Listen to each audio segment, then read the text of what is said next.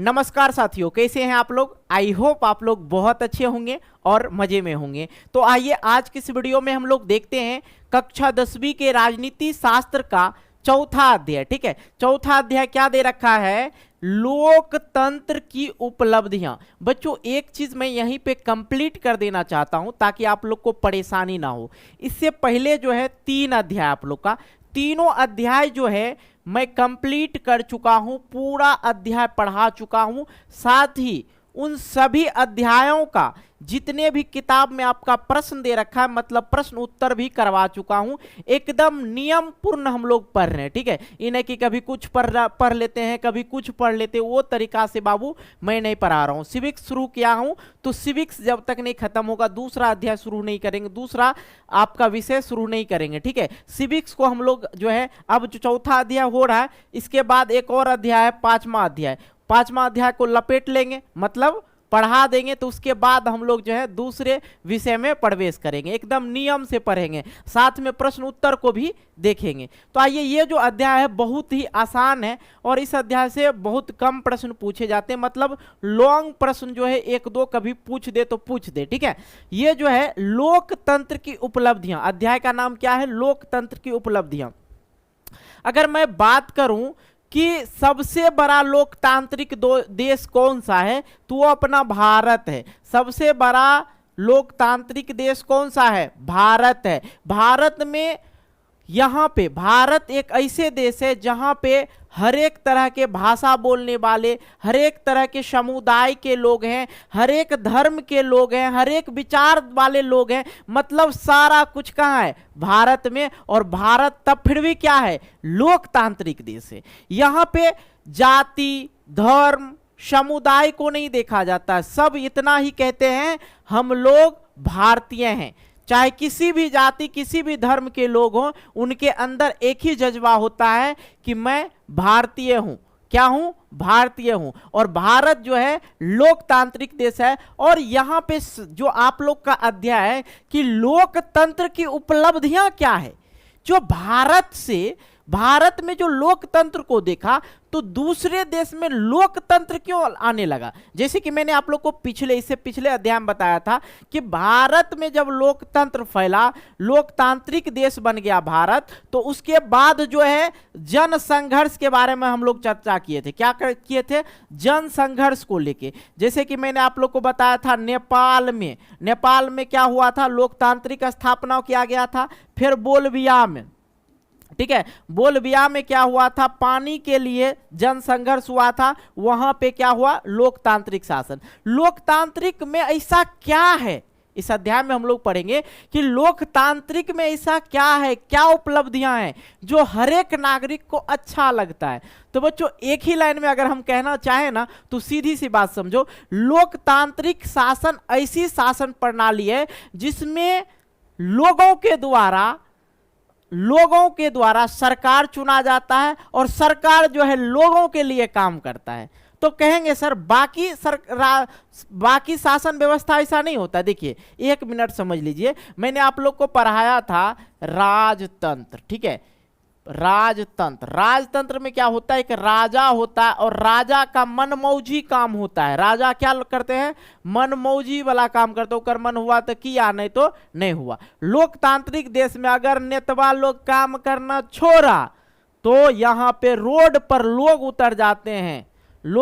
उतर जाते हैं ताकि सरकार गिरा देंगे अगर आप सही नहीं किए, सही निर्णय नहीं लिए, निर्णय पक्ष में अगर आप लोग काम नहीं किए, जो नियम पूर्वक काम होना चाहिए, अगर वो चीजें नहीं किए तो आपको सत्ता से हटा देंगे, है कि नहीं। इसलिए कहा जाता है कि भारत जो है लोकतांत्रिक देश है, भारत जो है लोगों का देश है। ठीक है, यहाँ पे हर एक नागरिक को अपना एक मूल अधिकार प्राप्त है। ठीक है, और बाकी जो देश है उनके बारे में भी हम लोग चर्चा करेंगे, टेंशन नहीं लेना, अभी शुरू ही किए हैं तो भाई प्रॉब्लम किस बात की। ओके, आ जाओ। चलो, लोकतंत्र की उपलब्धियां। दुनिया के लगभग 100 देशों में लोकतंत्र किसी ना किसी प्रकार से विद्यमान है, मतलब है।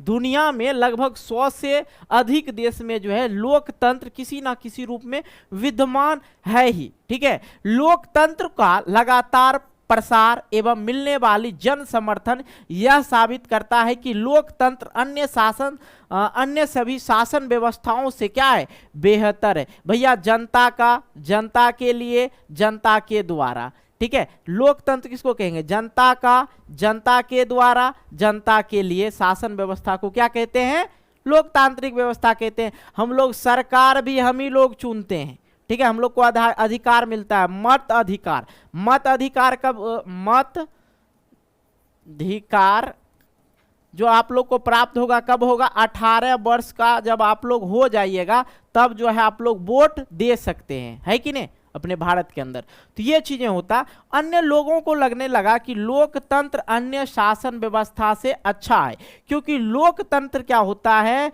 जनता का, ठीक है, जनता के लिए, या यहां पर लिख सकते हैं जनता के द्वारा, ठीक है।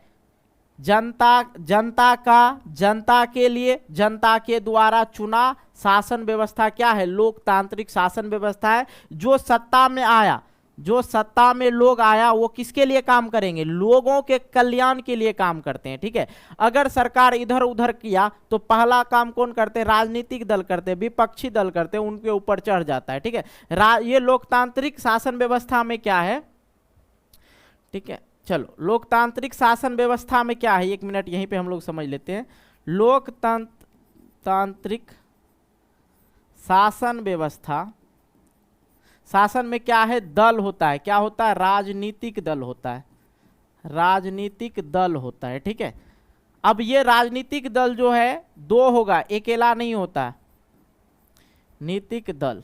इसमें क्या होता है, विपक्षी होता है, क्या होता है, विपक्षी होता है, विपक्षी दल कहा जाता है। जो सत्ता में आ गया, जो सत्ता में आ गया, सत्ता में मतलब जिसका सरकार बन गया, जिस राजनीतिक दल का सरकार बन गया वो तो ठीक है, सरकार हो गया। बाकी जो नहीं बना वो क्या हो जाता है, राजनीतिक दल का विपक्षी दल हो जाता है। अगर सरकार किसी भी प्रकार का उलटफेर काम करता है, गलत काम करता है, मतलब सही से सरकार को संचालित नहीं कर पाते, चला नहीं पाते, तो विपक्षी दल पहले आवाज उठाते हैं। लेकिन एक और होते हैं जन संघर्ष। जन संघर्ष में क्या होता है, लोग जो है, लोगों का मांग पूरा करना पड़ता है, पूरा करना पड़ता है, किसको, कौन चीज में, लोकतांत्रिक शासन में, ठीक है। लोग अगर कुछ भी कह दे कि भैया ये चीजें चाहिए, अगर हमें सरकार से मांग करवानी है कि भैया हमें यहाँ से ये जो रास्ता है आपका, एक लेकिन सामूहिक रूप से होना चाहिए, कोई भी कार्य हो अगर सरकार से करवाना हो जो सामूहिक रूप से कार्य हो। मान लिया जाए यहाँ एक गांव है, क्या है, यहाँ गांव है और बीच में क्या है, नदी है, और यहाँ पे क्या है, शहर है, ठीक है। और शहर जाने में जो है लोगों को प्रॉब्लम होता है, तो ये पूरे गांव वाले की समस्या है कि यहाँ पे क्या चलना चाहिए, पुल बनना चाहिए। और ये बात गांव वाला कहाँ ले जाएगा, राजनीतिक दल के पास ले जाएगा। कहाँ, पहले सरकार के पास नहीं, राजनीतिक दल के पास। क्या है कि राजनीतिक दल जाता है एकरा लोग से वोट मांगने, तो ये जाएगा कहाँ, राजनीतिक दल के पास जाएगा कि भैया आपने बोला था इस हमें वोट दीजिए, आपके लिए हम ये काम करेंगे, तो भैया एगो हमारा काम कर दीजिए ना, हमारा यहाँ से यहाँ जाने में प्रॉब्लम होता है, पुलिया बनवा दीजिए ना। तो ये सब कहाँ होता है, लोकतांत्रिक शासन व्यवस्था में होता है, बाकी शासन व्यवस्था में नहीं। राजतंत्र ले लो, वहां पे भी ऐसा नहीं होता है। तो बाकी शासन व्यवस्था के बारे में भी हम लोग चर्चा करेंगे, ठीक है। चलो, लोकतंत्र व्यवस्था में सभी नागरिक को मिलने वाला समान अवसर व्यक्ति की स्वतंत्रता एवं गरिमा को आकर्षण के बिंदु हैं। ओके, लोकतंत्र में फैसले किसी व्यक्ति विशेष द्वारा नहीं होता है, बल्कि सामूहिक सहमति के आधार के लिए किया जाता है। यह विशेषता लोकतंत्र का मूल उद्देश्य होता है। जैसे कि यहाँ पूरे गांव का बात था, पूरे गांव का सामूहिक था, समूह का था, तो समूह निर्णय लेने के लिए सरकार से आप ये काम करवा सकते हैं। अब कहिएगा पर्सनल सरकार काम नहीं कर सकता आपके लिए, कहिएगा सरकार हमरा जो है ना वो छत वाला 2 महला घर बना दीजिए, सरकार करेगा? तो बाकी लोग कहेगा हम वोट दिए थे आपको, हम मेरे लिए कहन करते, तो विवाद हो जाएगा। हाँ, सरकार के द्वारा जो है इंदिरा आवास, प्रधानमंत्री आवास योजना ये सब निकलता है, तो जो गरीबी रेखा के अंतर्गत लोग होते हैं उनको दिया जाता है। तो ये लोकतांत्रिक देश में ही बाकी चाइना चल जाइएगा, वहां पे नहीं घर बनाने के लिए दिया जाता है। लोकतांत्रिक शासन व्यवस्था क्यों अच्छा है? अगर मैं बोलूं लोकतांत्रिक शासन व्यवस्था भैया अच्छा क्यों है, हैं? बाकी क्यों नहीं भैया? बोलोगे कि चाइना में तो बहुत बड़ा डेवलप एरिया है, इतना है वो है, वहां लोकतांत्रिक शासन व्यवस्था नहीं है।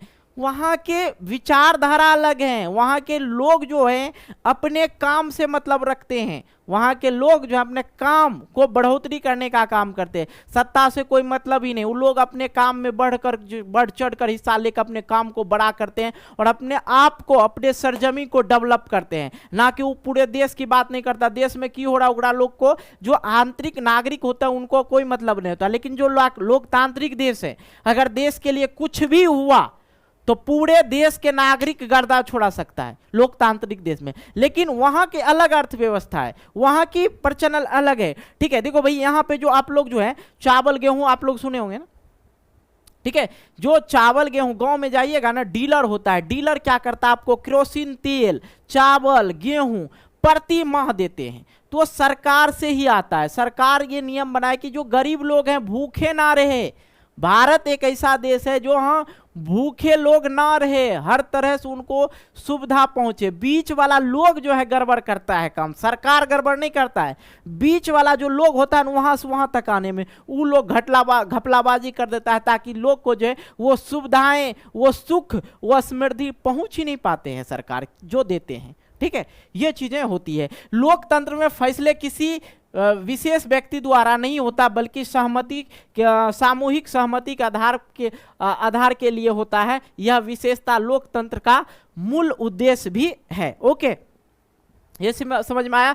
लोकतांत्रिक व्यवस्था में चुनाव जो है नियमित रूप से होता है। लोकतांत्रिक व्यवस्था में थोड़ी बहुत कमियों के बावजूद सर्वोत्तम शासन व्यवस्था होता है। हालांकि भारत एक लोकतांत्रिक व्यवस्था है। लोकतांत्रिक व्यवस्था और लोकतांत्रिक शासन में जो भी नागरिक है वो हमेशा खुश रहना चाहिए, वो अपने देश के प्रति हमेशा खुश रहना चाहिए। जो भी व्यक्ति सत्ता में आए वो खुश, उस व्यक्ति को देख के उन्हें खुशी मिलना चाहिए। अब मान लिया जाए भैया पीएम, ठीक है, अब देखो यहां पे क्या होता है, पीएम जो है, पीएम और क्या होता है भाई सीएम, और एक और इधर एक और होता है जो सीधी सी बात बता मुखिया लिख देते हैं। ठीक है, ज्यादा तो ये तीनों को आप बारे में बहुत बढ़िया समझते होंगे। लेकिन ये जो पीएम है, ये पीएम जो है यहां से सब कुछ लोगों के, नागरिकों के लिए भेजता है। क्षेत्र जो है इस क्षेत्र में सभी के लिए भेजता है, सुख समृद्धि सबके लिए करता है। लेकिन होता क्या है, होता क्या, इनके बीच का जो कनेक्शन होता है, ये जो दूरियां होती हैं,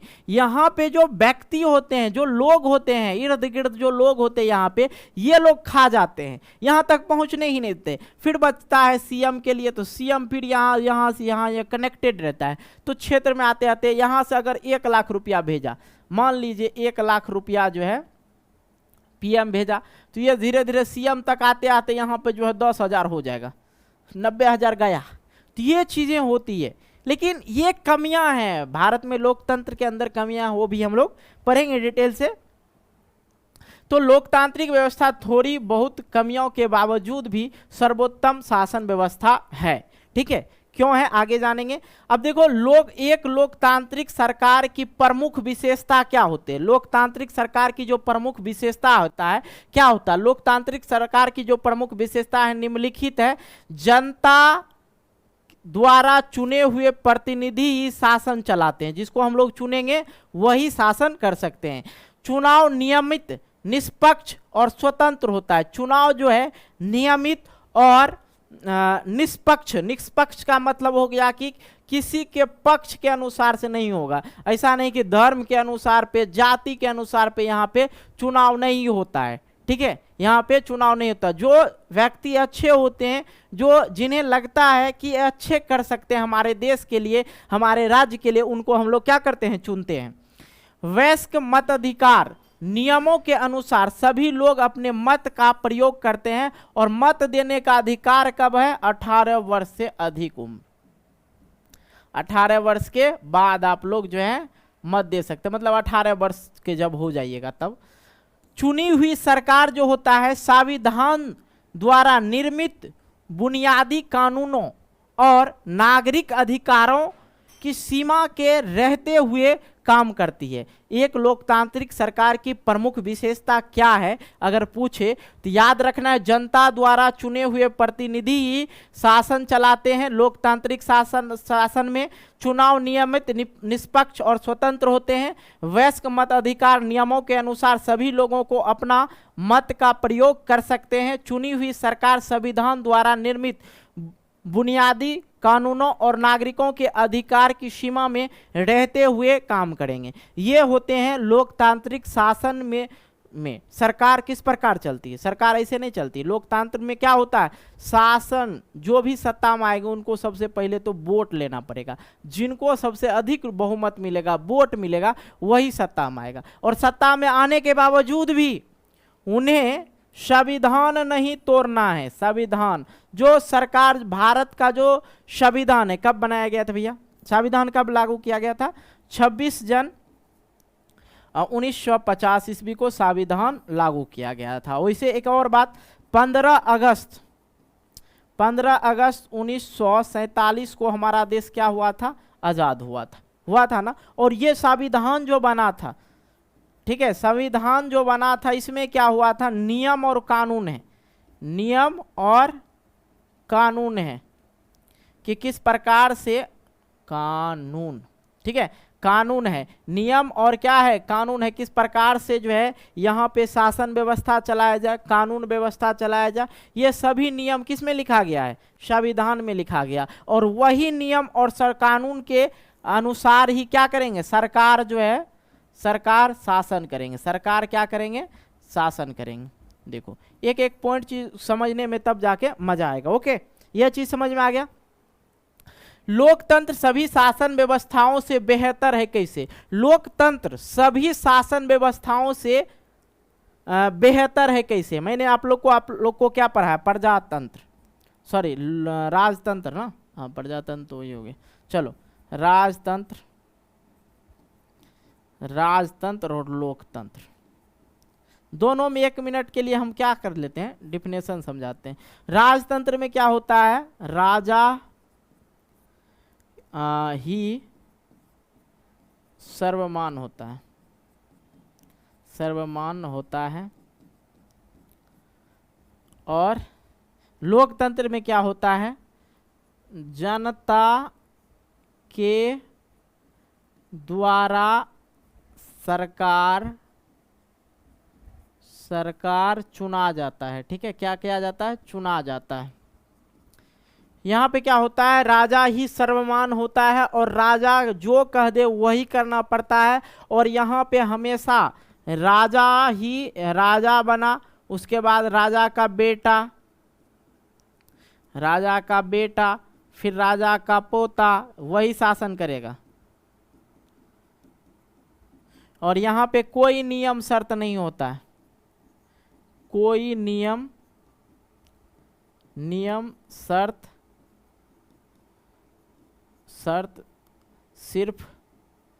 सिर्फ राजा बना सकते हैं। राजा ही बना सकता है। ओके, लेकिन यहाँ पे क्या है? जनता जो है किस चीज पे आधारित है? हम लोग का क्या होता है? संविधान पे हम लोग आधारित है। संविधान में क्या है? नियम और कानून है। नियम और कानून है, ठीक है। इसी के अनुसार सत्ता चलाया जा सकता है। और लोगों के लिए क्या क्या नियम है, लोगों का अधिकार क्या है, लोगों का मौलिक अधिकार के बारे में भी बताया गया है। कहाँ? संविधान में, ठीक है। संविधान निर्माता कौन है? एक और प्रश्न उठता है, संविधान निर्माता कौन है? भीमराव अंबेडकर,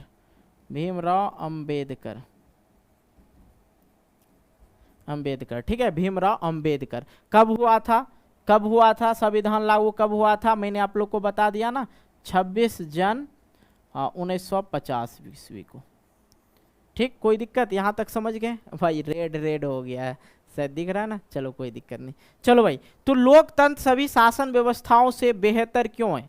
यहाँ पे तो मैंने समझा दिया। अब यहाँ पे एक चीजें समझ लो कि लोकतंत्र में सभी शासन व्यवस्थाओं से इसलिए बेहतर है क्योंकि एक ऐसी शासन व्यवस्था है जिसमें सभी नागरिकों को समान अवसर प्राप्त होता है, और लोकतंत्र ही एक ऐसा शासन व्यवस्था है जिसमें सत्ता में कोई भी साझेदारी करता है, शेयरिंग ऑफ पावर। ठीक है, शेयरिंग ऑफ पावर मतलब सत्ता में कोई भी व्यक्ति आ सकता है, सत्ता में कोई भी व्यक्ति आ सकता है, कोई भी व्यक्ति आ सकता है, चाहे वो किसी भी धर्म से हो, किसी भी जाति से हो, किसी भी समुदाय से हो, इसमें आ सकता है। ये नहीं कि अगर नरेंद्र मोदी प्रधानमंत्री बने हैं तो सब दिन के लिए वही रहेगा, आजीवन के लिए नहीं। जब वो हट सकते, जब जनता का विश्वास उस पर से हट जाएगा, टूट जाएगा, तो किसी और प्रधानमंत्री को भी हम लोग चुन सकते हैं, मुख्यमंत्री को भी चुन सकते हैं, किसी का आजीवन नहीं होता है इसमें। ठीक है, तो अवसर समान मिले और संविधान के द्वारा व्यक्ति की स्वतंत्रता एवं गरिमा को सुनिश्चित किया जाता है। किसमें? लोकतांत्रिक में। लोकतंत्र में आपसी विभेद और टकराव एक तो कम हो जाता है, और अगर कहीं होता भी है तो गुण दोष के आधार पर सुधार के निरंतर संभावनाएं लोगों को एक दूसरे के करीब लाता। ध्यान समझिएगा, भारत का लोकतांत्रिक बहुत ही अजीब तरीका से लोकतंत्र भारत में जो है, भारत में लोकतंत्र में देखो क्या दिक्कत क्या है। यहाँ पे अलग अलग धर्म के लोग हैं, अलग अलग समुदाय के लोग हैं, अलग समुदाय के लोग हैं, लेकिन सब मिलके रहते हैं। भारत एक ही चीज कहता है, भारत में हिंदू, मुस्लिम, सिख, ईसाई सब अपने आपस में भाई भाई। बीच में कभी कभी टकराव होता है, क्या होता है? हिंदू मुस्लिम में कभी कभी टकराव होता है, लेकिन हम लोग जो है इसे अंतर्राष्ट्रीय चीज नहीं माना लेते हैं। गांव जैसे कि किसी भी हिंदू मुस्लिम में हो गया, भारत के अंदर ही किसी भी राज्य में हिंदू मुस्लिम में टकराव हुआ, तो हम लोग हिंदू भाई और मुस्लिम भाई उस पर निराकरण निकालते हैं कि भैया चलो ये चीजें तुमने गलती की, इस चीज को सुधार लो, और हिंदू भाई को मुस्लिम भाई बोलते हैं कि भाई तुमने ये गलती करा तो ये तुम सुधार लो। ये हम लोग अपने में उसे सुधार लेते हैं। लोकतंत्र में आपसी विभेद और टकराव, लोकतंत्र में आपस में विभेद और टकराव एक तो कम ही है। ठीक है, और अगर कहीं होता है तो गुण और दोष के आधार पे होता है। मुस्लिम हिंदू में ज्यादातर ये होता है, ठीक है, आधार पर होता है। और सुधार का निरंतर संभावनाएं लोग एक दूसरे को करीब लाता है। क्या करते हैं? सुधार करके एक दूसरे को लोग करीब लाते हैं। ओके, ये चीज समझ में आ गया कि लोकतांत्रिक सभी शासन व्यवस्थाओं से क्यों बेहतर है। लोकतंत्र में फैसले किसी एक व्यक्ति द्वारा नहीं बल्कि निर्वाचित व्यक्तियों के समूह द्वारा लिया जाता है। अतः यह स्पष्ट है कि लोकतंत्र सभी शासन व्यवस्थाओं से क्या है? बेहतर है। यहाँ पे एक शब्द है कि निर्वाचित व्यक्तियों के समूह। सत्ता में जो व्यक्ति है, सत्ता में जो निर्वाचित व्यक्ति का समूह जो है क्या करते हैं? कोई निर्णय लेते हैं। व्यक्तियों का समूह जो है सभी व्यक्तियों का समूह द्वारा लिया जाता है। निर्णय किसके द्वारा? लोकतंत्र में फैसले और निर्णय किसी एक व्यक्ति से नहीं बल्कि निर्वाचित व्यक्तियों के समूह के द्वारा लिया जाता है। आई होप ये चीज समझ में आया। कोई दिक्कत जी नहीं ना? आइए अब देखो भैया, लोकतांत्रिक तो आपने समझ लिया, लोकतंत्र में किस प्रकार से होता है, शासन व्यवस्था कैसा है, नहीं है, क्यों बेहतर है, ये भी मैंने बता दिया। अब लोकतांत्रिक गैर लोकतांत्रिक सरकार क्या होता है समझिएगा। जिस सरकार के गठन में जनता की भागीदारी नहीं होती है उसे गैर लोकतांत्रिक सरकार कहते हैं। ऐसी सरकार में जनता के सारे राजनीतिक अधिकार समाप्त हो जाते हैं। एक होता है लोकतांत्रिक सरकार। अगर पूछे गैर लोकतांत्रिक सरकार तो क्या बोलना है कि जिस सरकार के गठन में बनाने में जनता की भागीदारी नहीं होती है उसे गैर लोकतांत्रिक सरकार कहते हैं। और ऐसी सरकार में जनता के सारे राजनीतिक अधिकार क्या हो जाता है? समाप्त हो जाता है। उसे ही क्या कहते हैं? गैर लोकतांत्रिक सरकार कहते हैं। ओके बाबू, कोई दिक्कत नहीं ना? उत्तरदायी और वैध शासन क्या होता है? वैलिड, वैध मतलब वैलिड। ठीक है, देखिए यहां आप समझिए, लोकतंत्र किस प्रकार के लोगों के प्रति उत्तरदायी है और किस हद तक वैध है, इसे जांचने के लिए जरूरी है कि हम सवाल करें। चलो भाई समझना कुछ चीजों को, पॉइंट्स को यहां पे नोट करते चलना।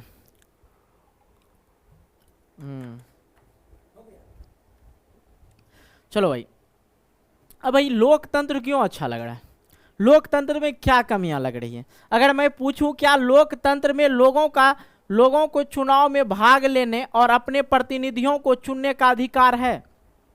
लोकतांत्रिक शासन व्यवस्था में क्या लोकतंत्र में लोगों को चुनाव में भाग ले सकते हैं कि नहीं ले सकते? जी बिल्कुल ले सकते हैं। और अपने प्रतिनिधियों को चुनने का अधिकार है? जी बिल्कुल है।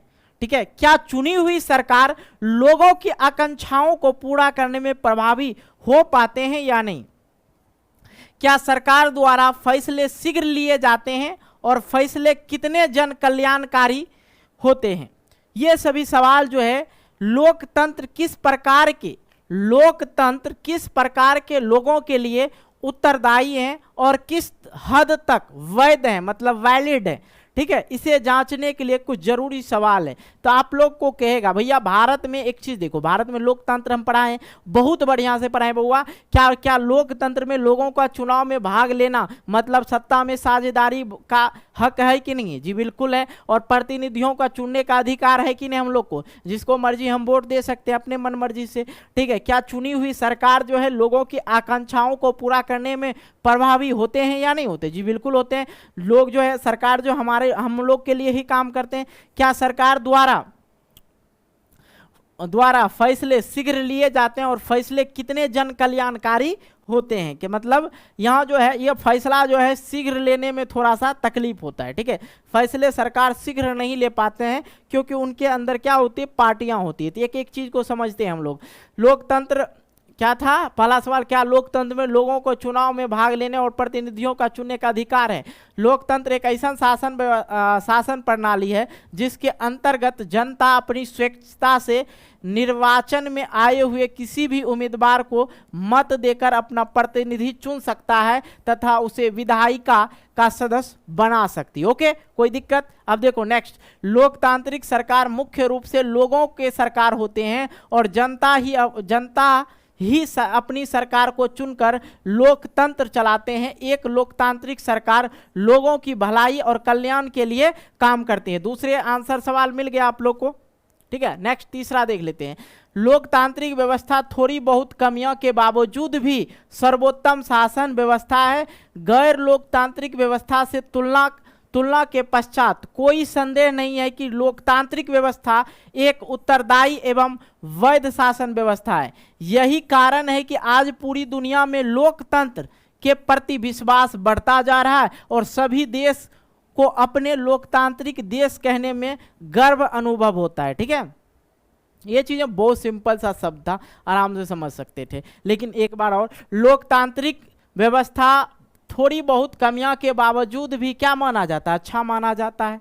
ठीक है, गैर लोकतांत्रिक व्यवस्था के तुलना के पश्चात कोई संदेह नहीं होता। गैर लोकतांत्रिक में क्या होता है, आपको कोई भी अधिकार नहीं मिलता, सारा चीज किसके अंदर रहता है, सरकार के अंदर रहता है। ठीक है, तो लोकतांत्रिक व्यवस्था एक उत्तरदायी और वैध शासन व्यवस्था है। यही कारण है कि आज पूरे दुनिया में जो है लोकतंत्र के प्रति विश्वास बढ़ता जा रहा है और सभी देशों में अपने लोकतांत्रिक कहने में गर्व का अनुभव होता है। ओके, गैर लोकतांत्रिक शासन का क्या लक्षण है समझिएगा। गैर लोकतांत्रिक देशों के लोग मूल अधिकार और स्वतंत्रता का आनंद नहीं ले सकते हैं। ठीक है, लोगों को अपने विचार व्यक्त करने की आजादी नहीं होती है। लोग चुनाव द्वारा अपने शासकों को चुन और बदल नहीं सकते हैं। लोग विरोध नहीं कर सकते हैं और ना ही राजनीतिक गतिविधियां चला सकते हैं। यह होता है गैर लोकतांत्रिक शासन व्यवस्था में। तो सबसे अच्छा क्या, लोकतांत्रिक शासन व्यवस्था। इस सब के उल्टा कहाँ होता है, लोकतांत्रिक शासन व्यवस्था में। ठीक है, यहाँ पे क्या है, गैर लोकतांत्रिक शासन व्यवस्था मूल अधिकार और स्वतंत्रता का आनंद नहीं लेता है, अपना विचार भी व्यक्त नहीं कर पाता है, लोग अपने द्वारा शासन को भी नहीं चुन सकता है, शासकों को भी नहीं चुन सकता है और लोग जो है विरोध भी नहीं कर सकता है। ओके, आइए आर्थिक समृद्धि, ठीक है, समृद्धि और विकास समझिए। विभिन्न देशों में आर्थिक विकास की दर 1950 से लेके 2000 ईस्वी तक का ये डाटा दे रखा है। ध्यान समझिएगा, यहाँ पे बहुत अच्छा चीज है कि सभी लोकतांत्रिक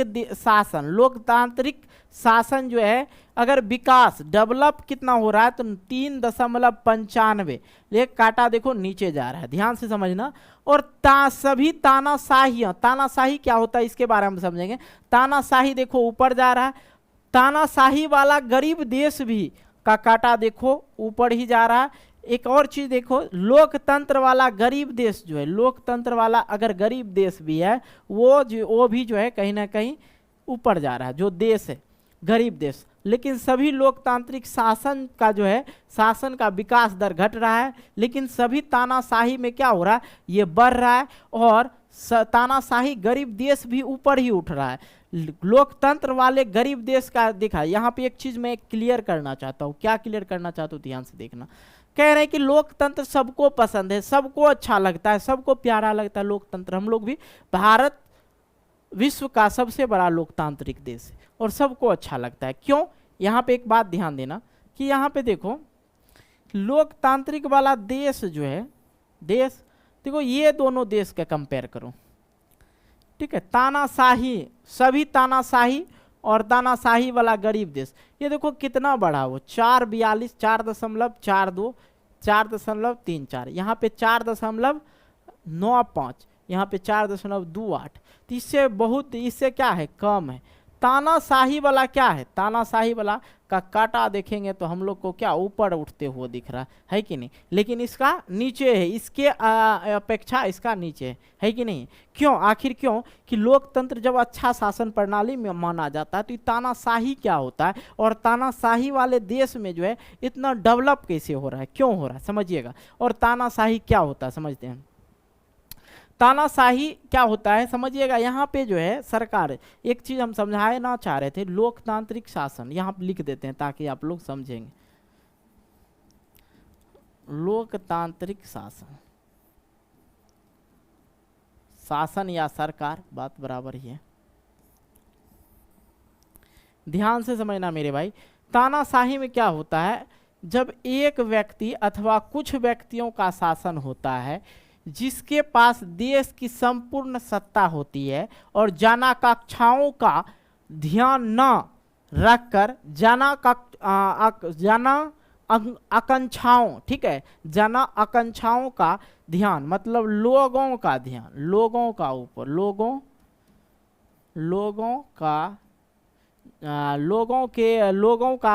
के ऊपर विकास का ध्यान, मतलब लोग का विकास के ध्यान, मतलब लोग किस प्रकार से जी रहे हैं नहीं जी रहे हैं उससे कोई मतलब नहीं है। ध्यान ना रखकर अपने बल से तथा क्रूरतापूर्वक हासिल किया गया हो एवं संचालित हो, उसे क्या कहते हैं, तानाशाही। तानाशाही में समझे, यहाँ पे एक व्यक्ति या कुछ समूह के जो लोग होते हैं उसी लोग का सत्ता पे पूरा अधिकार होता है। वहाँ पे लोगों से जो है कोई मतलब नहीं होता। ये लोग का क्या होता है, ये लोग क्यों डेवलप है, यहाँ के जो लोग होते हैं इनको सरकार से कोई मतलब ये नहीं है। यहाँ के जो लोग होते हैं सरकार से मतलब ही नहीं रखते हैं, ठीक है, मतलब ये नहीं रखता है, मतलब ना रखता है, क्योंकि इनको पता है कि सरकार में हम वोट दे के तो बनाए नहीं। तानाशाही सरकार जो होता है उनको वोट की जरूरत नहीं होता है, वो अपने लोग में सोचते हैं कि हम लोग सरकार बना सकते हैं। मतलब एक व्यक्ति या अथवा कुछ व्यक्तियों का शासन होता है जिनके पास देश की संपूर्ण सत्ता होती है, ठीक है, और जन आकांक्षाओं को ध्यान में न रखकर अपने बल से क्रूरतापूर्वक हासिल किया गया हो एवं संचालित हो। यहाँ पे तो लोग के लिए, जन के लोगों के लिए तो कुछ करते नहीं, और सरकार लोग क्या करते हैं, इन लोग से जो है टैक्स लेते हैं। क्या लेते हैं, टैक्स लेते हैं। टैक्स ले के और लोग को वहाँ क्या करते हैं, विकसित करते हैं। लेकिन लोग जो होते हैं यहाँ पे, लोगों का कोई भी अधिकार नहीं है। कोई भी चीज़ अगर लोगों के साथ कुछ हो रहा है तो उनसे सरकार को किसी भी प्रकार का कोई मतलब नहीं है। सरकार ये चाहता है कि हम लोग जो है टैक्स लेके अपने देश को सिर्फ विकसित करने का काम करें, लोगों को विकसित नहीं करें। लोगों को समस्या चल रहा है वो विकसित नहीं करना। तानाशाही सरकार में यह होता है कि चमचमाती रोड मिल जाएगी, हर चीज मिल जाएगी, लेकिन वहां पे जो है लोग जो है, लोग का सरकार नहीं होता, वहां पे किसका होता, सरकार जो है कुछ व्यक्तियों का होता।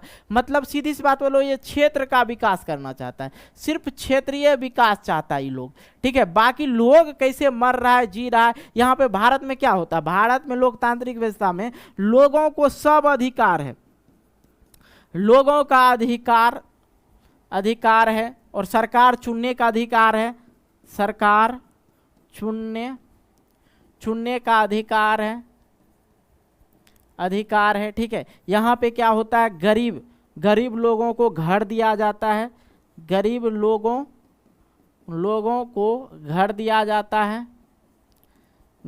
जाता है, ठीक है। बाकी इसमें वैसा कुछ नहीं होता है, लोगों के लिए कुछ नहीं करते, सिर्फ लोग से क्या लेते हैं, टैक्स लेते हैं, और वहाँ पे रोड चमचमाता हुआ, मतलब ये तो सुख सुविधा ही देना हुआ एक तरह से, लेकिन अपने लोग से वो लोग अमीर होते जा रहे, क्या होते जा रहे, ये लोग रिच हो जाते हैं, क्या हो जाते हैं, रिच हो जाते हैं, क्योंकि जनता के कल्याण नहीं करना चाहता, जनता के साथ क्या हो रहा, उनसे उन लोग को कोई मतलब नहीं होता, सिर्फ टैक्स वगैरह लिया और बाकी चीज़ों को डेवलप किया, लोग के साथ जो भी समस्या उनको देखभाल नहीं किया जाता। वहाँ पे लगभग जो होता है सरकारी अस्पताल नहीं होता है, ठीक है, सरकारी अस्पताल भी नहीं होता। यहाँ पे सरकारी अस्पताल, रेलवे, सरकारी बस, सरकारी स्कूल, बहुत सारी चीज़ें हम लोग के लिए जो सरकार का है, लेकिन वहाँ पे वैसा कोई व्यवस्था लोग के लिए नहीं दिया जाता, लेकिन टैक्स लिया जाता है, ठीक है, टैक्स लिया जाता है, इसलिए ये लोग जो है डेवलप है। तानाशाही सरकार आप लोग समझ गए होंगे, कोई दिक्कत नहीं ना। आइए, तो बच्चों आपके मन में ये चल रहा होगा कि भैया तानाशाही शासन व्यवस्था कहाँ कहाँ है अभी, तो देखिए ध्यान से, अब देखिए यहाँ पे सऊदी अरब है, संयुक्त अरब अमीरात है, कुवैत है, सीरिया या कुछ और भी देश है। ये देश तो राजशाही से संचालित है या तानाशाही से, लेकिन ये जो है डेवलप अधिक है। सऊदी अरब, सर सऊदी अरब बहुत डेवलप है, कैसा बात कर रहे हैं, वहाँ पे तानाशाही सरकार, जी बिल्कुल। वहाँ जो आप चमचमाती रोडें वगैरह देख रही हैं वो सिर्फ लोगों के जो है कल्याण से नहीं होता, लोगों के टैक्स से हो रहा है, लोग वहाँ पे टैक्स दे रहे हैं, ज़्यादातर टैक्स दे रहे हैं, और सरकार उसके पक्षांतर काम नहीं कर रहे हैं। लोकतांत्रिक व्यवस्था में जो है किसी भी व्यक्ति को दिक्कत होता है सरकार उनकी मदद करते, लेकिन वहाँ पे नहीं है। अभी रोड एक्सीडेंट हो जाए, यहाँ पे भारत का एक नियम है कि रोड एक्सीडेंट कर जाए तो उनको 4-5 लाख रुपया दिया जाता है, 4-5 लाख रुपया लोक कल्याण के लिए दिया जाता है, ताकि उनका परिवार आगे तक सीमित रहे, ओके, मतलब चल सके, सीमित नहीं चल सके, ठीक है। तो ये सब है। अब देखो कोरिया और चीन के तरह साम्यवादी तानाशाही के शिकार हैं, परंतु वहां पे भी थोड़ा सा ना थोड़ा लोकतंत्र है, ओके, क्लियर हो गया, कोई दिक्कत नहीं ना। आइए देखो एक बात और है कि लोकतांत्रिक शासन व्यवस्था से निराश क्यों है, थोड़ा सा निराश क्यों भाई, एक बात याद रखो, निराश नहीं है लोग, थोड़ा थोड़ा कमी लगती है। यहाँ पे लोग जो है सत्ता में जो भी लोग हैं उनके प्रति जो है थोड़ा सा दिक्कत हो जाता है, इसलिए लगता है कि भारत में रह के, लोकतांत्रिक देश में रह के हम लोग को ये चीज़ें झेलना पड़ रहा है। परंतु किसी देश का आर्थिक विकास उस देश की जनसंख्या, आर्थिक प्राथमिकताएं अन्य देशों के सहयोग के साथ साथ वैश्विक स्थिति पर भी निर्भर करती है। एक और चीज की लोकतांत्रिक शासन विकास की दर की कमी के बावजूद लोकतांत्रिक शासन व्यवस्था चयन सर्वोत्तम होगा, क्योंकि इसके अनेक सकारात्मक एवं विश्वसनीय फायदा जिनका एहसास हमें क्या होता है, धीरे धीरे होता है, और जो सुखद होता है कि भैया भारत जो है सबसे बड़ा लोकतांत्रिक देश है, और भारत में जितने आप सुचारू रूप से कार्य करते हैं, जिस प्रकार से आप अपने पढ़ाई को लेके, नौकरी को लेके सरकार से विभिन्न प्रकार की मांगे करते हैं कि भैया हमें ये हो जाए, जैसे यहाँ पे मैंने आप लोग को बताया कि ये गाँव है, ठीक है, ये गाँव है और ये क्या है, शहर है, और इन दोनों के बीच में अगर तकलीफ हो रही है इस दोनों के बीच में, तो सरकार क्या करता है, आपको पुल देता है। किसी भी प्रकार की दिक्कत होती है सरकार से क्या करते हैं हम लोग, जन संघर्ष आंदोलन कर देते हैं, क्या कर देते हैं, जन संघर्ष आंदोलन कर देते हैं, ठीक है। लेकिन वहाँ के जो लोग होते हैं, ठीक है, वहाँ के जो लोग होते हैं सिर्फ वो अपने स्तर से जो भी काम होता है करता है और अपने आप को विकसित करने का काम करता है, लेकिन हमें क्या, किस पे आश्रित रहना पड़ता है कि भैया सरकार हमें सारी सुविधाएं उपलब्ध करवाएं, ठीक है। लेकिन वहाँ के देश के जो लोग होते हैं वो अपने अनुसार सब जिंदगी में बैठ के काम करने वाला लोग नहीं। यहाँ पे क्या होता है भारत में, जरा बाबू के 15-20 बीघा जमीन हो गया ना, वो बुलेट लेंगे, फुर्र करते रहेंगे, करते हैं ना, लेकिन वहाँ के लोग जो हैं बैठ के नहीं खाते हैं, वो हमेशा जैसे मैट्रिक इंटर पास किए तो हमेशा देखिएगा वो लोग काम करना शुरू कर देते हैं, ठीक है। अपने पैकेट पैसे के लिए बाप से पैसा नहीं मांगता है, ठीक है, अपने लिए वो खुद कमा लेते हैं, वो चीज़ें होती है। लेकिन लोकतांत्रिक शासन व्यवस्था में बहुत अच्छा शासन व्यवस्था है, जो हमें बाद में फील होता है कि भैया हम तो सही हैं, ठीक है, हमें सारा अधिकार प्राप्त है, सरकार से लड़ने का अधिकार प्राप्त है, सरकार को हटाना और सरकार को बनाने का अधिकार प्राप्त है। लेकिन बाकी जो तानाशाही में ऐसा कोई अधिकार आप लोग के पास नहीं है, और सरकार जो बोल दिया लागू कर दिया वो मानना पड़ेगा, ठीक है। ओके, सामाजिक विषमताएं एवं सामंजस्य, यहाँ पे समझिएगा, भारत जो है हमारा, भारत के अंदर जो है बहुत सारे धर्म जाति के लोग हैं। जैसे नॉर्मल सी अगर बात करें, हिंदू मुस्लिम सिख ईसाई भारत में है कि नहीं। भारत एक ऐसा देश है जहाँ पे सभी संप्रदाय, सभी समुदाय और सभी धर्म के लोग जो है एक ही थाली में हम लोग खा लेते हैं, कोई दिक्कत की बात नहीं होती है कि नहीं। हालांकि हिंदू मुस्लिम में कभी ना कभी ये चीज़ें होती रहती है, हालांकि हिंदू मुस्लिम में टकराव जो है नॉर्मल सी बात है। हालांकि हिंदू भाई जो भी हैं, मुस्लिम भाई जो भी हैं, उनको भी हम अच्छे मानते हैं और वो भी हमें अच्छे ही मानते हैं। बीच में कुछ कुछ सांस्कृतिक या क्या कहते हैं उसको, सामाजिक आर्थिक सांस्कृतिक के कारण दोनों में जो है मतभेद हो जाता है, लेकिन वो थोड़ा है अपने में हम लोग निपट लेते हैं, ठीक है। लेकिन मुस्लिम के साथ अगर कुछ भी गलत होता है तो सभी व्यक्ति को बुरा लगना चाहिए, नॉर्मल सी बात है। हम लोग अपने धर्म की बात करें तो हम लोग शिवरात्रि हो या महाशिवरात्रि हो या किसी भी प्रकार की पूजा हो, सरस्वती पूजा हो या जैसे भी पूजा हो, हिंदू भाई का जो भी पूजा है, तो हम लोग क्या करते हैं, साथ में बैठ के बाजा बजाते हैं, डीजे बजाते हैं, कोई दिक्कत नहीं होता है। अगर मुस्लिम लोग 10 से 15 मिनट का अजान पढ़ देता है तो क्यों हिंदू लोग को दिक्कत होता है, मुझे नहीं पता चलता है कि भाई यूपी में ऐसा क्यों किया गया। लेकिन हमारे अंदर बिहार के अंदर ये चीज़ें नहीं किया गया है, मुस्लिम भाई भी खुश हैं और हिंदू भाई भी खुश हैं। लेकिन यूपी में जो है अजान पढ़ने का अलाउ नहीं दिया गया। हम मानते हैं कि अजान में वो लोग बोलते हैं कि सबसे बड़ा अल्लाह, अल्लाह से बड़ा कोई नहीं, लेकिन हम लोग भी तो बोलते हैं सबसे बड़ा देव महादेव है, उससे बड़ा कोई नहीं। अरे भाई उनका बोली है, क्या करोगे, वो बोलते हैं, उनके धर्म में वही सिखाएगा तो बोलते क्या दिक्कत है। आप अपने धर्म को सही से संभालो ना, दूसरे धर्म के पीछे क्यों पड़े हो, ये मैं कहना चाहता हूँ। ओके, तो भाई ये चीज़ें होता है सामाजिक विषमताएं और सामंजस्य। तो समाज में विभिन्न जातीय भाषाएं एवं संप्रदाय का मतलब होता है बच्चों धर्म समूह में मतभेद एवं टकराव में पूरी तरह समाप्त कर देने वाला ऐसा कोई भी शासन व्यवस्था नहीं है जिसमें ये सब मतभेद वगैरह को खत्म कर सके। ऐसे मतभेद बने रहने के कई सामाजिक, आर्थिक, सांस्कृतिक कारण होते हैं। लोकतंत्र सबसे बड़ी विशेषता यह है कि यहाँ के लोगों के बीच में नियमित संवाद का गुंजाइश होता है। संवाद का मतलब ये होता है बच्चों कि अगर हम लोग लड़ते भी हैं, संवाद का अर्थ होता है वाद विवाद के पश्चात सकारात्मक निष्कर्ष निकल जाता है और उससे पहुंचने की हम लोग क्या करते हैं, कोशिश करते हैं भैया जो सही है वो सही है। ओके, भारतीय लोकतंत्र की शाख पूरी दुनिया में क्या है, बड़ी है। इसके बाद नेपाल में चला गया, नेपाल में भी भारत से ही लोकतंत्र स्थापित किया गया, बोलविया में, ठीक है, श्रीलंका में, बांग्लादेश में, ये सभी देश में जो है क्या हुआ, यहीं से लोकतंत्र जो है उत्पत्ति होके वहाँ पे भी वो लोग भी लोकतंत्र को मानने लगे, क्योंकि नागरिक को चाहिए नागरिक जो भी चाहे वो अपने तरह से उनको सभी अधिकार मिले और ऐसा शासन व्यवस्था हो जिसे वो खुद से बनाए और उसके लिए ही काम करे, ठीक है। भारतीय लोकतंत्र कितना सफल है, ध्यान से समझिएगा, यहाँ पे दिक्कतें क्या होती है। देखो भाई 15 अगस्त, ठीक है, यहाँ पे फिर से मैं बता रहा हूँ, 15 अगस्त 1947 ईस्वी को हमारा देश क्या हुआ था, आज़ाद हुआ था। उससे पहले किसका गुलाम था, ब्रिटिश लोग का। क्या ब्रिटिश लोग यहाँ पे गुलाम बना के रखा था, ठीक है, क्या बना के रखा था, गुलाम बना के रखा था। उस समय क्या चलता था, राजतंत्र चलता था। क्या चलता था, राजतंत्र चलता था। इससे पहले मुगलों वगैरह का शासन चलता था, ठीक है, अंग्रेजों वगैरह से पहले से। ठीक, स्वाधीन होने के बाद भारत जो है जैसे आज़ाद हुआ, 15 अगस्त 1947 ईस्वी को हमारा देश आज़ाद हुआ और 26 जन, याद रखिएगा 26 जन 1950 ईस्वी को हम लोग का संविधान लिखा गया। जैसे आज़ाद हुआ एक ही प्रयास में राजतंत्र से क्या हो गया, लोकतंत्र शासन, लोकतांत्रिक शासन प्रणाली की स्थापना हो गई। और 26 जनवरी 1950 में देश में संविधान स्वीकार करके गणतंत्र शासन की स्थापना किया। और आज जो है 74 वर्ष के बाद इस बात का लेखा जोखा करने का उचित समय है कि हमारी लोकतांत्रिक शासन प्रणाली में कहाँ सफलताएं मिली, कहाँ की कमियां रही और भारत इस समय विश्व के अन्य देशों के समक्ष कहाँ खड़ा है। आज हमें यह सब चीज़ समझना है, ध्यान समझिएगा।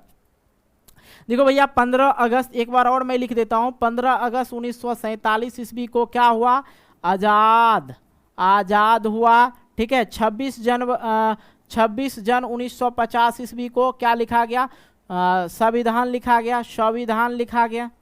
ठीक, ये चीजें कंप्लीट हुआ। और भारत का पहला प्रधानमंत्री कौन, पंडित जवाहरलाल नेहरू। कौन, पंडित जवाहरलाल नेहरू। दूसरा कौन, लाल बहादुर शास्त्री। ठीक है, शास्त्री। तीसरा कौन, पंडित जवाहरलाल नेहरू की बेटी इंदिरा गांधी के पति का नाम फिरोज गांधी नहीं, सॉरी, फिरोज खान से फिरोज गांधी बना था। ठीक है, इनकी कहानी भी मैंने पिछले अध्याय में कंप्लीट करवाया था। ठीक, और ये जो है इंदिरा गांधी के बाद चौथा कौन बना, मोरारजी देसाई। कौन बना प्रधानमंत्री, देसाई। ये ठीक है, तो इनका जो शासनकाल रहा 2 साल रहा, और इसकी मृत्यु जो है लाल बहादुर शास्त्री का रूस में इनका हार्ट अटैक से इनकी मृत्यु हो गया था। और मोरारजी देसाई जो था ये जो है 2 साल के लिए बना था, उसको सरकार समझ में नहीं आया तो फिर जाके दिक्कत हो गया था। ये कहानी है 1977 ईस्वी में। 77 ईस्वी में क्या होता है, आम चुनाव होता है। ठीक है, मैंने आप लोग को पढ़ाया, आम चुनाव होता है जिसमें 2 पार्टी में बढ़ जाता है। एक हो जाता है जनता पार्टी, ठीक है, जनता पार्टी में बढ़ जाता है सरकार, और दूसरा होता है कांग्रेस पार्टी। ठीक है, कांग्रेस पार्टी। तो उस समय क्या होता है, जनता पार्टी को अधिक बहुमत मिल जाता है। काहे कि उससे पहले 1975 में अगर आप लोग जाइएगा तो उस समय क्या हुआ था, भूखमरी चला था। ठीक है, भूखमरी हुआ था, बेरोजगारी बहुत ज़्यादा बढ़ रहा था। और 1975 में ही जयप्रकाश नारायण ने छात्र आंदोलन, बिहार का 7 छात्र आंदोलन पूरे भारत पे पड़ा था। ठीक है, तो उसी समय का संपूर्ण क्रांति शुरुआत हुआ था। ठीक है, संपूर्ण क्रांति की शुरुआत हुआ था, और संपूर्ण क्रांति का नेतृत्व किसने किया था, जयप्रकाश नारायण ने किया था। और जयप्रकाश नारायण ने इंदिरा के विरुद्ध इतना बड़ा आंदोलन खड़ा कर दिया कि पूरे देश में इस आंदोलन का प्रचार प्रसार हो गया। लोग जो इस आंदोलन में धराधर से कूदना शुरू कर दिया था। और जयप्रकाश नारायण ने क्या किया था, इंदिरा पे मुकदमा कर दिया था। क्या कर दिया था, मुकदमा दायर कर दिया था। और इंदिरा को जो है क्या कहता है वो, मतलब सरकार से हटा दिया गया था। ठीक है, सरकार से हटा दिया गया था। तो इंदिरा गांधी को लग रहा था भैया ये जो है हमको जानबूझ के हटा रहा था। भारत का एक ऐसा पहला व्यक्ति है जिसे प्रधानमंत्री का सीट मिलने के बावजूद भी ठुकरा दिया था, वो कौन था, जयप्रकाश नारायण ही था। ओके, इनकी कहानी मैंने पिछले अध्याय में कंप्लीट करवाई, यहाँ पे चर्चा चल रहा था तो मैंने ये सोचा आप लोग को फिर से रिवीजन करवा दूं। तो भैया हम लोग ये सोचते हैं ना कि भारत की जो शासन प्रणाली, लोकतांत्रिक शासन प्रणाली है, कहाँ सफलताएं मिली इनको और कहाँ कमी रह गई है अभी भी, और इस समय विश्व के अन्य देशों के समक्ष कहाँ खड़ा है भारत। ठीक है, इन सभी चीजों के बारे में अगर हम लोग आज देखें तो समझिएगा, सर्वप्रथम यह स्पष्ट करना जरूरी है कि लोकतांत्रिक शासन प्रणाली सर्वोत्तम शासन प्रणाली है, और इसकी कमियां या विफलताएं लोकतंत्र का ना होकर किनका है, संचालित करने वाले तंत्र का होता है। भैया लोकतंत्र का नहीं होता, लोकतंत्र का नहीं होता। ये जो लोकतंत्र शासन प्रणाली व्यवस्था जो चला रहा है, जो सत्ता में आ रहा है, उनकी कमियां के वजह से होता है। ठीक है, उनकी कमियां बताता हो, स्वार्थ सिद्धि में लिप्त हो जाते हैं। जो कल्याणकारी कार्य को छोड़कर, सरकार जो है कल्याणकारी कार्य को छोड़कर स्वार्थ और सिद्धि में लुप्त हो जाते हैं।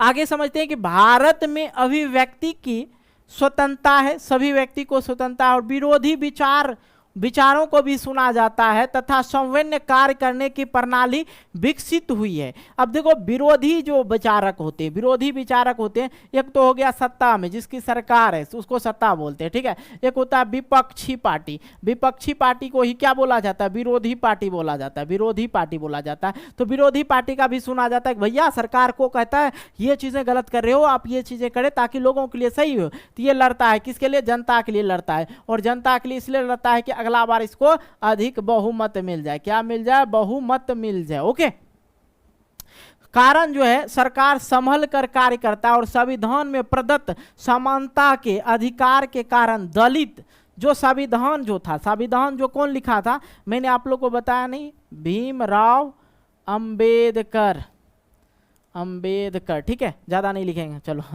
चलो अंबेडकर, ठीक, अंबेडकर लिखा था। और उस समय जो होता था, ये जो आप देख रहे हैं दलित और पिछड़ा वर्ग के लोग को जो है सत्ता माने का कोई अथी नहीं था, लेकिन धीरे धीरे जो दलित लोग जब शिक्षित हुआ, पिछड़ा वर्ग के लोग शिक्षित हुआ, तब जाकर वो लोग सत्ता में कदम डालना शुरू कर दिया, ठीक है। नहीं तो पहले कौन सा, भूमिहार राजपूत, कौन, भूमिहार राजपूत जो लोग थे वही लोग सत्ता में थे।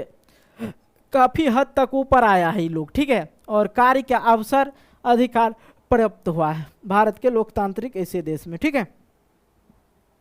अब देखो बच्चों, यहाँ पे समझते हैं भारतीय लोकतंत्र के सफलता का कारण तत्व क्या है। तो भैया तत्व क्या है, ध्यान से समझना। निस्संदेह भारतीय लोकतंत्र साख पूरी दुनिया में बढ़ी है, इसके विकास की जनता की भागीदारी में विस्तार हुआ है।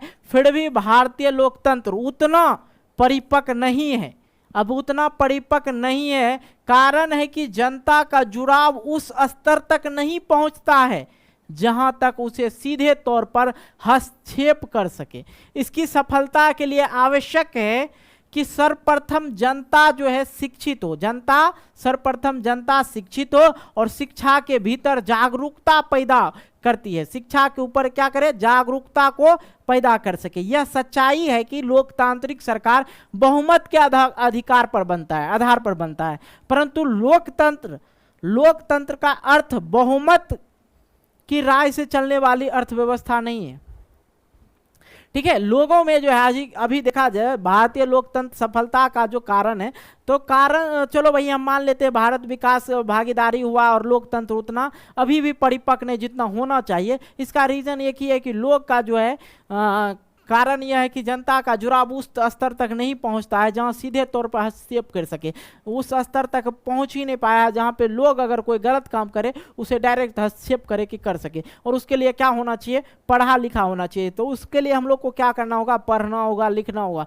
तभी तो हमें खुद का अधिकार पता चलेगा। नहीं तो एक बात बताएं, ध्यान से समझिएगा, देखिएगा कभी कभी आप लोग का तो उम्र नहीं हुआ होगा 18+, ठीक है, तो बाइक वगैरह कभी देखते होंगे चलाते हुए जाता है तो पुलिस लोग चाबी खींच लेता है, काहे खींच लेता है, कोई ओकरा अधिकार नहीं है। किसी भी पुलिसकर्मी को ये अधिकार नहीं बनता है कि किसी भी व्हीकल मोटर से आप चाबी खींच सकें, ठीक है। अगर चाबी खींचता है तो उस पुलिस अधिकारी पे आप केस कर सकते हैं, कोई दुराई नहीं है, ठीक है। उनके ऊपर केस कर दीजिएगा, हमारा चाबी खींचा, सब वर्दी उतर जाएगा, ठीक है। तो आप लोग को खुद कोई इंसान को अधिकार नहीं प्राप्त होता। और पुलिस लोग जो है यहाँ पे थोड़ा मनमौजी करता है। जो पढ़े लिखे शिक्षित लोग होते हैं वो भीड़ जाते हैं, हे भाई साहब चाबी लगाओ, पहले चाबी लगाओ उसके बाद हम बात करते हैं, ठीक है। और जिसके स्टार नहीं हो, जिसके यहाँ वर्दी पर स्टार ना हो, वो उनका अधिकार नहीं होता है कि आपसे कागज मांग सके, ठीक है, उनका अधिकार नहीं होता है। और यहाँ देखते हैं ट्रैफिको पुलिस वाला रोक देता है, कागज दिखाओ, जो गलत है, ठीक है। कानून का, संविधान का वो दुरुपयोग करना हुआ,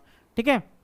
चलो, भारतीय लोकतंत्र की सफलता के लिए आवश्यक है कि सरकार प्रत्येक नागरिक को यह अवसर अवश्य प्रदान करे ताकि किसी न किसी पर बहुमत का हिस्सा बन सके। लोकतंत्र की सफलता के लिए आवश्यक है कि एक व्यक्ति के साथ साथ विभिन्न लोकतांत्रिक संस्थाओं के अंदर लोकतंत्र हो, ठीक है। ऐसा नहीं कि जो लोग हैं उनके अंदर तो लोकतंत्र की अवस्था है ही, उनके अंदर लोकतांत्रिक है ही, लेकिन लोकतंत्र में जो संस्थाएं हैं उनके अंदर भी लोकतंत्र हो, तभी जाके क्या होगा, ये पूर्णतः सफल हो पाएगा।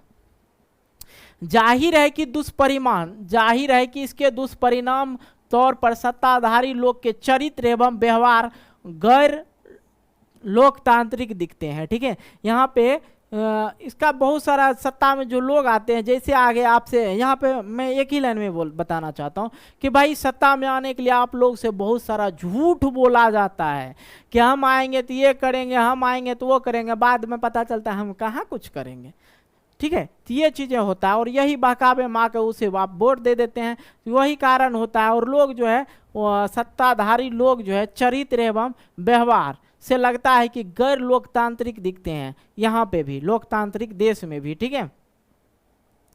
लोकतंत्र के प्रति हमारा विश्वास में कमी होगा, इससे अपनी सक्रिय भागीदारी एवं लोकतंत्र में अटूट विश्वास से दूर सकते हैं। मतलब लोकतंत्र में अटूट विश्वास से दूर सकते हैं, अटूट विश्वास से क्या हो सकते हैं, दूर हो सकते हैं। ठीक है, यहाँ विश्वास से दूर हो सकते हैं। ठीक है, अगर ऐसा ही चलता रहा आगे तो धीरे धीरे लोकतांत्रिक शासन व्यवस्था जो है खतरे में आ सकता है।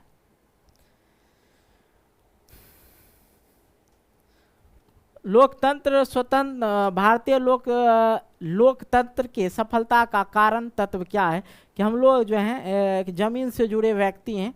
ठीक है, भारत के जो लोग हैं सब जमीन से जुड़े व्यक्ति हैं, और इनसे पहले जो है बहुत लोगों नागरिक को जो है सताया जा रहा था, कोई अधिकार नहीं दिया जा रहा था। और अब भारत में क्या होता है, सभी को सब अधिकार प्राप्त है और सभी अपने मौलिक अधिकार को जानते हैं, और किसी भी जन संघर्ष का आंदोलन को सरकार को मानना पड़ता है। जो भी हम जो लोग किसी चीज़ के लिए जन संघर्ष करते हैं, सामूहिक कल्याण के लिए अगर जन संघर्ष हो तो सरकार उस चीज़ को मानता है। तो इसलिए जो है भारतीय लोकतंत्र की सफलता का कारण यही है। जो मैंने अभी बोला ये सब लिख देना आप लोग को, ज़्यादा ये सब चीज़ जो मैंने आप लोग को किताब चीज़ के लिए आपको बता दिया। ये अध्याय जो था ज़्यादा कुछ बड़ा नहीं था और इसमें ज़्यादा कुछ नॉलेजेबल चीज़ नहीं था, यही सब था किस तरह से उपलब्धियां हुआ है। आई होप ये चीज़ समझ गए, लेकिन कहना नहीं चाहिए कि नहीं कुछ है। ठीक है, और इसके बाद जो है मैंने 2 अध्याय जो आप लोग का, पहला अध्याय क्या है, लोकतंत्र में सत्ता का साझेदारी। ठीक है, दूसरा अध्याय जो आप लोग का है, सत्ता में